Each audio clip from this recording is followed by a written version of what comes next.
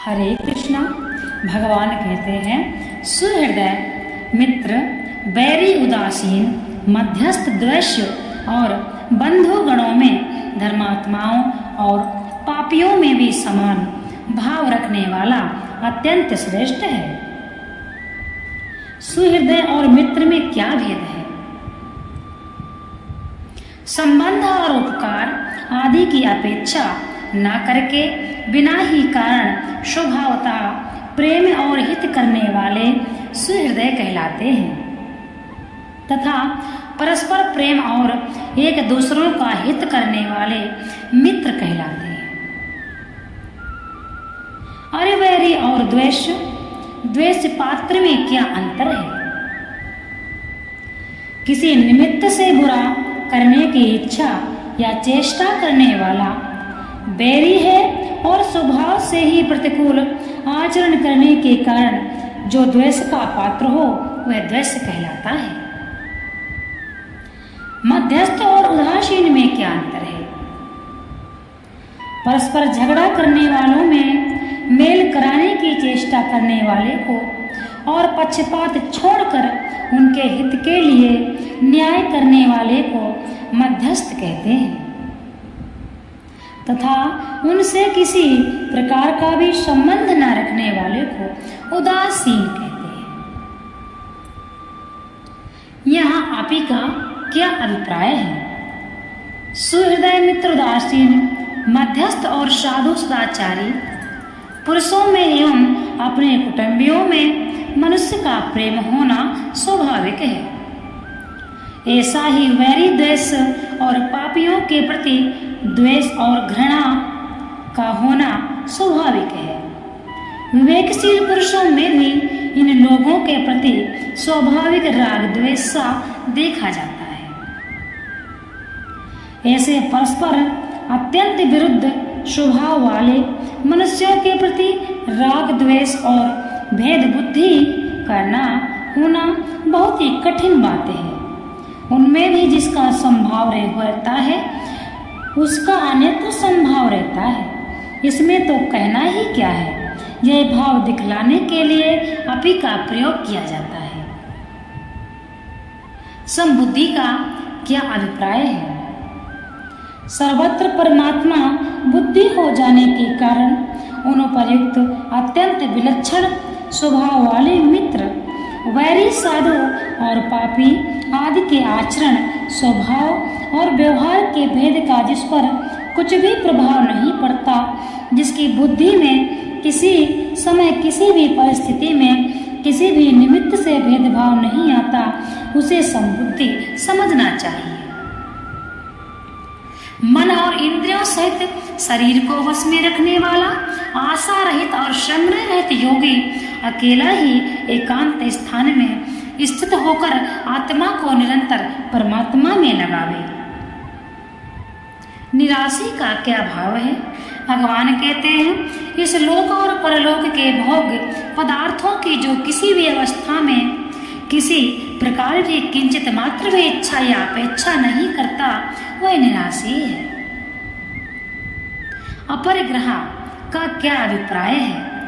भोग सामग्री के संग्रह का नाम परिग्रह है। जो उससे रहित हो उसे अपरिग्रह कहते हैं। वह यदि गृहस्थ हो तो किसी भी वस्तु का ममता पूर्वक संग्रह न रखे, और यदि ब्रह्मचारी वानप्रस्थ या सन्यासी हो तो स्वरूप से भी किसी प्रकार का शास्त्र प्रतिकूल संग्रह न करे। ऐसे पुरुषों की किसी भी आश्रम वाले हों अपरिग्रह ही है। यह योगी पद किसका वाचक है? यहाँ भगवान ध्यान योग में लगने के लिए कह रहे हैं, अतः योगी ध्यान योग के अधिकारी का वाचक है, न कि सिद्धि योगी का। यहाँ एकाकी विशेषण इसलिए किया गया है क्योंकि बहुत से मनुष्यों में समूह में तो ध्यान का अभ्यास अत्यंत कठिन ही है। एक भी दूसरे पुरुष का रहना बातचीत आदि के निमित्त से ध्यान में बाधक हो जाता है। अतएव अकेले रहकर ध्यान का अभ्यास करना चाहिए। इसीलिए एकाकी विशेषण दिया गया है, अर्थात एकांत में ही भगवान का भजन करना चाहिए, भगवान के नाम का चिंतन करना चाहिए। वन पर्वत गुफा आदि एकांत देश ही ध्यान के लिए उपयुक्त हैं। जहाँ बहुत लोगों का आना जाना हो वैसे स्थान में ध्यान योग का साधन नहीं बन सकता। इसलिए ऐसा कहा गया है, यह आत्मा शब्द किसका वाचक है? जो उसको परमात्मा में लगाना क्या है? यह आत्मा शब्द मन बुद्धि रूप अंतःकरण का वाचक है और मन बुद्धि को परमात्मा में तन्मय कर देना ही उनको परमात्मा में लगाना है। सततम का क्या अभिप्राय है? सततम पद युज्यित क्रिया का विशेषण है और निरंतर का वाचक है। इसका अभिप्राय यह है कि ध्यान करते समय जरा भी अंतराय न आने देना चाहिए। इस प्रकार निरंतर परमात्मा का ध्यान करते रहना चाहिए, जिसमें ध्यान का तार टूटने ही न पावे।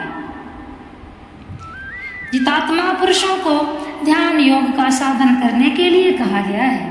अब उस ध्यान योग का विस्तार पूर्वक वर्णन करते हुए पहले और दूसरे आसन का वर्णन करते हैं। शुद्ध भूमि में जिसके ऊपर क्रमशः कुशा मृगछाला और वस्त्र बिछे हों, जो ना बहुत ऊंचा हो और ना बहुत नीचा, ऐसा अपने आसन को स्थिर स्थापन करके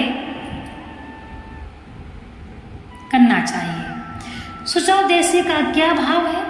ध्यान योग का साधन करने के लिए ऐसा स्थान होना चाहिए जो स्वभाव से ही शुद्ध हो और झाड़ बुहार कर लीप पोत कर अथवा धो पोंछ कर स्वच्छ और निर्मल बना लिया गया हो।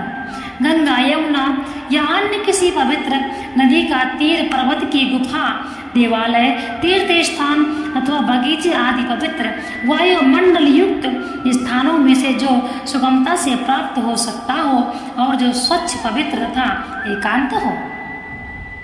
ध्यान योग के लिए साधकों को ऐसा ही कोई स्थान चुन लेना चाहिए। ऐसा ही स्थान चुन लेना चाहिए। जहाँ भी हम पूजा करते हैं हमको वह स्थान स्वच्छ रखना चाहिए। काठ या पत्थर के बने हुए पाटे या चौकी को जिस पर मनुष्य स्थिर भाव से बैठ सकता है, यहाँ आसन का कहा गया है। वह आसन यदि ऊंचा हो तो ध्यान के समय विघ्न रूप में आलस्य अनिद्रा आ जाने पर उससे गिरकर चोट लगने का डर रहता है, और यदि अत्यंत नीचा हो तो जमीन की सर्दी गर्मी से एवं चींटी आदि सूक्ष्म जीवों से विघ्न होने का डर रहता है। इसीलिए भगवान कहते हैं आसन बहुत ऊंचा नीचा नहीं होना चाहिए और बहुत ही नीचा भी नहीं होना चाहिए।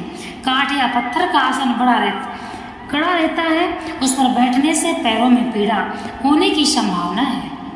इसलिए विशेषण देकर यह बात समझाई गई है कि उस पर पहले कुशा, फिर मृगचर्म और उस पर कपड़ा बिछाकर उसे कोमल बना लेना चाहिए। मृगचर्म के नीचे कुशा रहने से वह शीघ्र खराब नहीं हो सकता और ऊपर कपड़ा रहने से उसके रोम शरीर में नहीं लगेगा। इसलिए तीनों के बिछाने का विधान किया गया है।